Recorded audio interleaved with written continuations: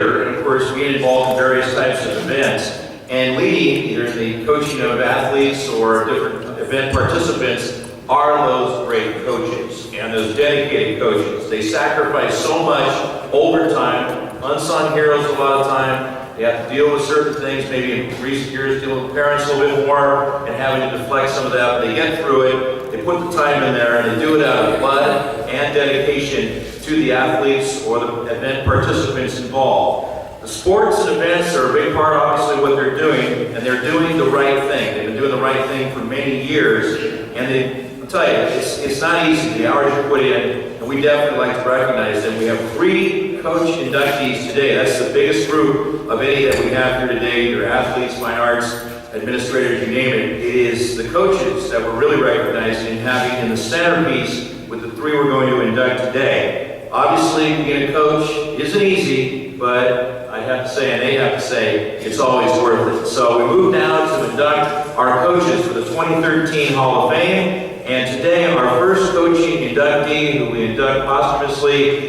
is Keith Gilbertson Sr.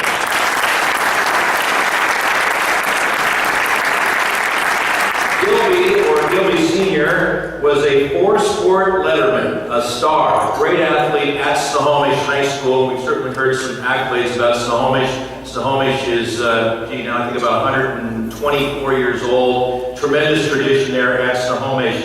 Well, he graduated from Snohomish in 1945 with 10 letters in tennis, basketball, football, and track. One of those great 4-sport athletes.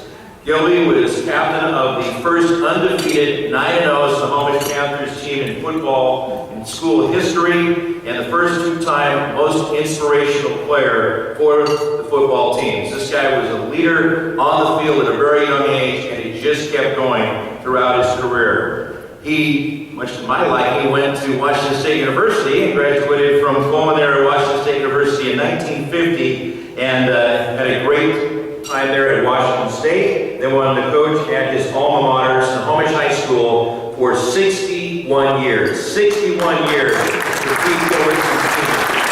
He coached track and field, cross country, and football, of course, winning numerous regional awards and titles.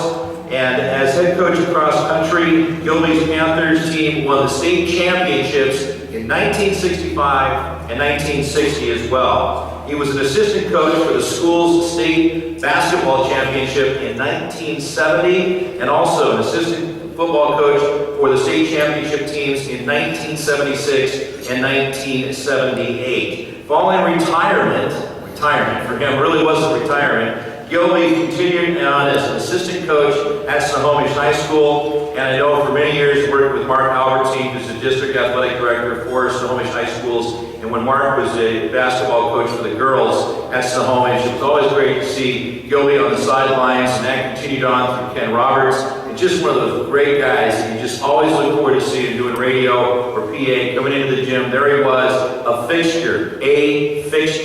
That was Keith Gilbertson Sr. And such a fixture, in fact, that when Snohomish High School renovated their gymnasium and fitness area after Keith Sr. died a couple years ago, and it was such a great moment to walk in and see what they had done at Snohomish High School. On the sides and inside is the Keith Gilbertson Sr. Athletic Center facility, fitness center. So that is a great honor that he has.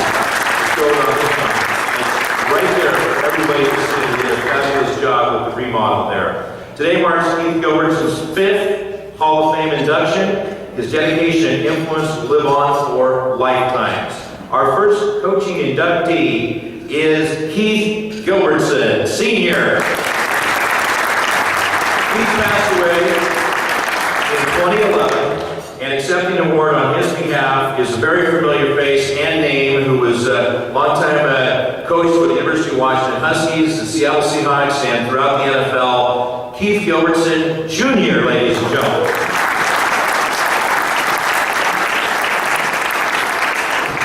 Thank you very much.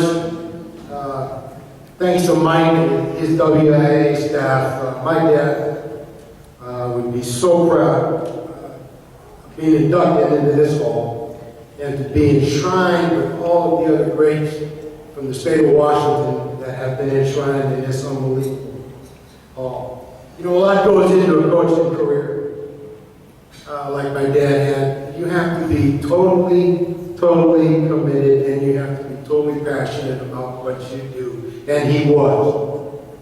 And for him, coaching wasn't from 2 to 6 in the afternoon. His commitment to the athletes that he coached was a lifetime kind of commitment. You were friends for life, you were bonded for life. So it was a total commitment and passion. My dad also taught me as a coach that you've got to constantly be learning more about the sport you coach.